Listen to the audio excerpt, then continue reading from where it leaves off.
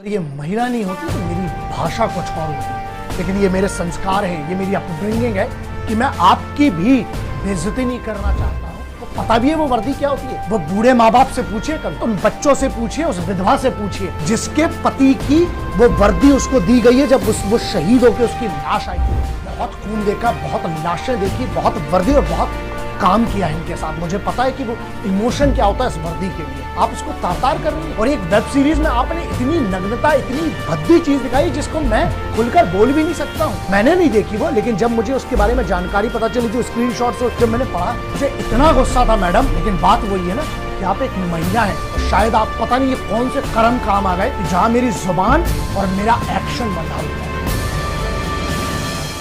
जय हिंद। उस महबूबा के बारे में बताते हैं जिसके लिए इस देश के 15 से 20 करोड़ बच्चे सुबह 3:30-4 बजे उठकर, आधे तो ऐसे जिनके पास जूते चप्पल भी नहीं है, कई तो ऐसे हैं कि जिनके पास बहुत सारी फैसिलिटी नहीं है, इतनी शिद्दत से ईमानदारी से मेहनत कर रहे हैं। वो महबूबा है ना जिसकी मैं बात कर रहा हूँ, पता है वो कौन है? वो है वर्दी, वो है यूनिफॉर्म। चाहे वो ऑलिव ग्रीन हो इंडियन आर्मी की स्पेशली, चाहे वो कॉम्बैट यूनिफॉर्म हो एक इंडियन पुलिस सर्विसेज के अधिकारी की, चाहे पैरामिलिट्री फोर्सेज की, चाहे एक गली में जो खड़ा हुआ एक सिपाही है उसकी खाकी वर्दी हो। अगर उस वर्दी की इज्जत नहीं होती इस हिंदुस्तान में, तो क्यों ये करोड़ों बच्चे सुबह से उठ के अपना सब सुख चैन त्याग कर उस वर्दी पाने के लिए, फौज में जाने के लिए, IAPS अधिकारी बनने के लिए क्यों दिन रात इतनी मेहनत करते हैं? तकलीफ ये हुई है कि एक मोहतरमा है, एक मैडम है, अगर ये महिला नहीं होती तो मेरी भाषा कुछ और होती। लेकिन ये मेरे संस्कार हैं, ये मेरी अपब्रिंगिंग है कि मैं आपकी भी बेइज्जती नहीं करना चाहता हूँ। को पता भी है वो वर्दी क्या होती है। वो बूढ़े माँ बाप से पूछिए, कभी उन बच्चों से पूछिए, उस विधवा से पूछिए जिसके पति की वो वर्दी उसको दी गई है जब वो शहीद होकर उसकी लाश आई थी। मैं फौजी नहीं हूँ, लेकिन मुझे पता है जिस बैकग्राउंड से आता हूँ, मैं जिस घर से आता हूँ, बहुत खून देखा, बहुत लाशें देखी, बहुत वर्दी और बहुत काम किया है इनके साथ। मुझे पता है कि वो इमोशन क्या होता है इस वर्दी के लिए। आप उसको तार कर रही हैं और एक वेब सीरीज में आपने इतनी नग्नता, इतनी भद्दी चीज दिखाई जिसको मैं खुलकर बोल भी नहीं सकता हूँ। मैंने नहीं देखी वो, लेकिन जब मुझे उसके बारे में जानकारी पता चली, जो स्क्रीनशॉट्स जब मैंने पढ़ा, मुझे इतना गुस्सा था मैडम। लेकिन बात वही है ना कि आप एक महिला हैं और शायद आप पता नहीं ये कौन से कर्म काम आ गए कि जहां मेरी जुबान और मेरा एक्शन बंधा हुआ है। इसमें 2 एंगल हैं, ठीक है।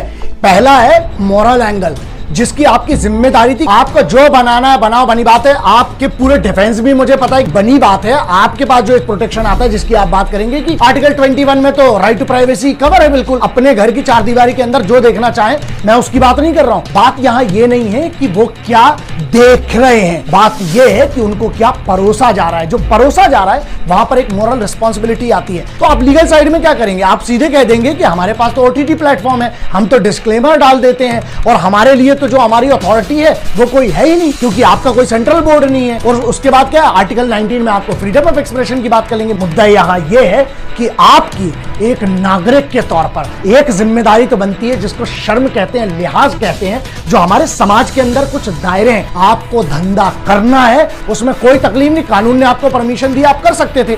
अरे लेकिन धंधे को इतना गंदा तो मत करो जहां तुम धंधे के नाम पर तो ऑफिसर्स की जो बीबियां हैं, जो उनकी बहन बेटियां हैं, तुम उनका अपमान कर रहे हो और एट द सेम टाइम तुम उस वर्दी का अपमान कर रहे हो। शायद आप कभी समझ भी नहीं सकते वो बात। असल में पता है तुमने क्या किया? तुमने वो कर दिया जो चाइना इतने साल से कोशिश कर रहा है वो नहीं कर पाया, जो पाकिस्तान नहीं कर पाया, जो आतंकवादी संगठन नहीं कर पाए ना, वो तुम जैसे लोगों ने यहां बैठकर कर दिया। तुमने उन आर्म्ड फोर्सेस की जो सबसे बड़ी इज्जत होती है, एक तो वर्दी और दूसरे उनके घर की इज्जत होती है यार, जो तुम्हारी माँ बहनों के लिए वहां रक्षा कर रहे हैं, तुमने उनकी माँ बहनों के चरित्र पर सवाल उठा दिया और तुमने उनकी वर्दी, जिसको माँ के बराबर माना जाता है, उस यूनिफॉर्म को तुमने उसका अपमान कर दिया। तुमने एक ऐसी गंदगी दिखाई कि मान लीजिए जो आज आर्म्ड फोर्सेस का व्यक्ति वहां पर है, मतलब उसके पीठ पीछे उनके घर में क्या हो रहा है। अगर कल किसी फौजी की बेटी, बीबी, बहन के ऊपर अगर कोई बुरी नजर उठाता है ना, जिम्मेदार आप हो इसके। वहां पर उनका घर का सदस्य, वो तो आपकी सुरक्षा के लिए बॉर्डर पे था, या आज इस कोरोना जैसे महामारी में इंडियन पुलिस सर्विसेज के ऑफिसर्स हैं, पुलिस फोर्सेज के हैं, वो तो आपकी सुरक्षा में लगे। उनके घर में पीठ पीछे जो आपने एक अपमान किया है, यह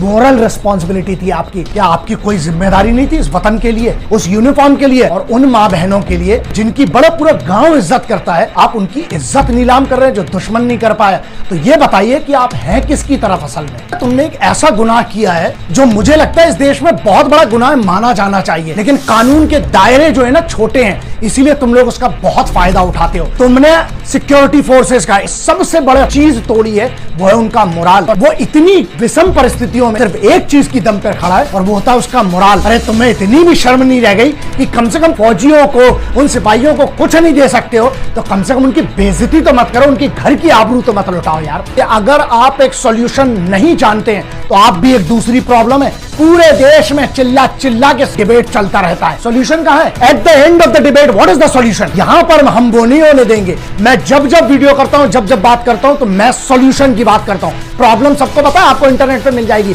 सॉल्यूशन कोई नहीं बताता है, अपना सिर्फ एक एजेंडा रखते हैं। लेकिन सॉल्यूशन क्या है? सॉल्यूशन दो ना। अगर इस मुद्दे की बात करूं, बहुत क्लियर है। तुम आर्टिकल 19 का सहारा लेके देश में कोई भी कुछ भी बोलता है और आखिरी में क्या है? छुप जाता है आर्टिकल 19 के पीछे जाके। नहीं, हमारा तो संवैधानिक अधिकार है, फ्रीडम ऑफ एक्सप्रेशन। लेकिन अब अमेंडमेंट होना चाहिए और पार्लियामेंट को एक नया अमेंडमेंट करके एक लक्ष्मण रेखा बहुत क्लियरली खींचना पड़ेगी। आपको एक दायरा निर्धारित करना पड़ेगा कि अगर आपने, चाहे वो कोई भी हो, चाहे वो कितने भी बड़े बाप की औलाद हो, अगर आपने ये लाइन क्रॉस की है आपको इसके लिए पनिशमेंट मिलना चाहिए। तो उसके लिए नया लॉ बनाना पड़ेगा आपको। तीन चीजें, नेशनल सिक्योरिटी, सोवरेनिटी और इंटेग्रिटी, इस देश की अखंडता, ये तीन चीजों के अलावा तुम्हें जहां धंधा करना है, जो करना है, अबे कम से कम इसको तो छोड़ो यार। ये सबसे इंपॉर्टेंट मूलभूत है। आर्टिकल 19 में अमेंडमेंट करना पड़ेगा। लोगों के दिल में जब तक ये दहशत नहीं होगी कि अगर हमने लक्ष्मण रेखा ना की तो हमें आजीवन कारावास हो। यार आप लोगों को एक चीज समझना चाहिए कि जब जब अगर देश की, अगर भारत की आंतरिक सुरक्षा की बात हो, चाहे हिंदू मुस्लिम एकता की बात हो,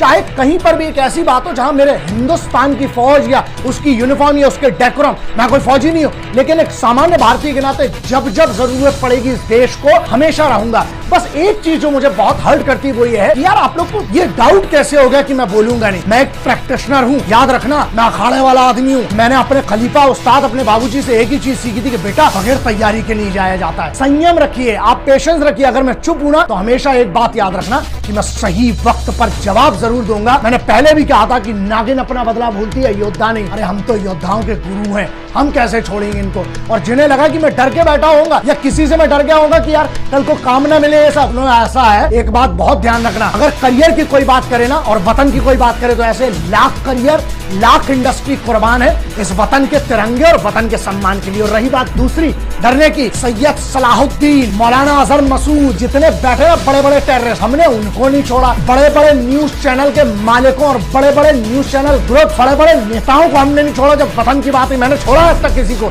अरे तो ये टटपुंजिए छोटे मोटे लोग, बस बात ये है कि महिला है ना तो इनके सम्मान के लिए, क्योंकि अपनी वो बंदिशें हैं और हम अपना लिहाज और अपनी तहजीब नहीं भूलना चाहते, इसलिए थोड़ा मैं इंतजार करके मैं तैयारी करता हूँ। बात यहाँ ये है कि हम एक नागरिक के तौर पर आप क्या करते हैं? अगर आप मुझ पर भी भरोसा कर बैठे हैं ना कि मैं बोलूंगा तो आप गलती कर रहे हैं। आप सिर्फ मेरे भरोसे मत रहिए, आप खुद के ऊपर भरोसा करिए। मान लीजिए आपको ये लगा कि ऐसी कोई वेब सीरीज बनी है जिसमें हिंदुस्तानी फौज की जो वाइफ है, हिंदुस्तानी सेना की जो महिलाएं हैं, जो उनके घर की बहनें हैं, बेटियां, उनका अपमान हुआ है या यूनिफॉर्म का अपमान हुआ है, उसकी बेइज्जती हुई है। सवाल आपसे है दोस्तों, आपने क्या किया? सिर्फ आपने मुझे कमेंट लिख दिया, बवाल कर दिया कि सर आप बोलो आप बोलो। यार दोस्त एक बात बताओ, अगर आपको बुरा लगा था तो आपने उस पर क्या किया? ये सवाल अपने आप से पूछना। शहीद आजम की एक लाइन है कि दूसरों के कांधों पे जनाजे उठा करते हैं, जिंदगी खुद की दम पे जी जाती है। यही तो मैं कहता हूँ कि इंडिपेंडेंट भारत का मतलब क्या है? इंडिपेंडेंट भारत में डिपेंडेंट लोग हैं हमारे इधर, कि हमारे बदले भी कोई और लड़ेगा। यार ऐसा मत करो।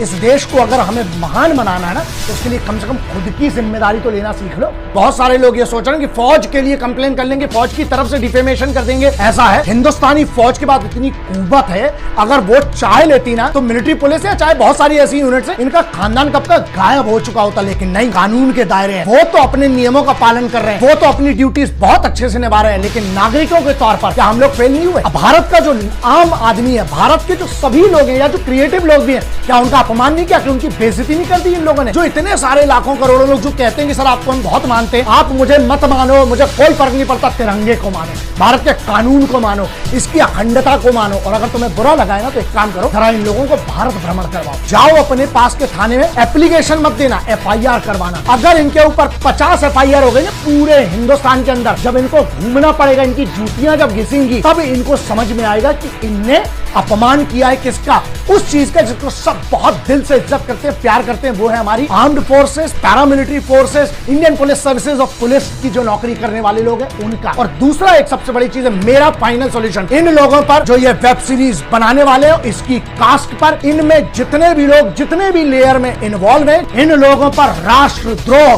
सेडिशन एक्ट के तहत इन लोगों को कम से कम आजीवन कारावास देना चाहिए। क्यों? क्योंकि जो दुश्मन नहीं कर पाया ना, इन लोगों ने वो किया। फौज का मोराल, फौज की इज्जत, फौज की यूनिफॉर्म, जो एक अभिमान होता है ना फौज का, उसके फौज के अभिमान को इनने टार्निश किया है। अगर ऐसा नहीं है सेडिशन एक्ट में नहीं, तो आप एक नया कानून बनाए जिस कानून के दायरे में हर आदमी को उसकी औकात बताना बहुत जरूरी है साहब। लेकिन अगर आज मैं ये सरकार से बोल रहा हूं, अगर आज आपने कोई कानून इस पे नहीं लिया और कुछ नहीं लिया, तो ये याद रखिएगा कि फिर जो बड़ी बड़ी बातें हैं ना आप लोगों की, वो सब हवा में चली जाएगी, चाहे वो राज्य सरकार हो चाहे केंद्र सरकार हो। बस ये बात ध्यान रखिएगा, चाणक्य, चंद्रगुप्त मौर्य की बात करें, मौर्य डायनेस्टी की बात करें आप, चाहे मराठा डायनेस्टी की बात करें, चाहे आप भारत के उस इतने बड़े इतिहास की बात करें, वहां पे सभी योद्धाओं ने, सभी बड़े बड़े लोगों ने एक बात जरूर कही थी, पता है आपको क्या? जिस भी राष्ट्र में उसके सिपाहियों का, उसके रक्षकों का, उसकी बेटी बहन और माओ का, वृद्धों का और श्रमिकों का अगर अपमान होता है, वो राज्य पतन की ओर जाएगा। और मैं नहीं चाहता हूं कि मेरे राष्ट्र का पतन हो। इकट्ठे हो जाओ, अभी भी मौका है। बहुत सारे लोग मुझसे पूछते हैं कि हम आर्म्ड फोर्सेस के लिए क्या कर सकते हैं। कम से कम इतना काबिल इंसान बन जाओ कि तुम्हारे लिए जब वो छाती पे गोली खाए ना, तो उसको ये शर्म ना हो कि साला हम किनके लिए मर गए। जय हिंद।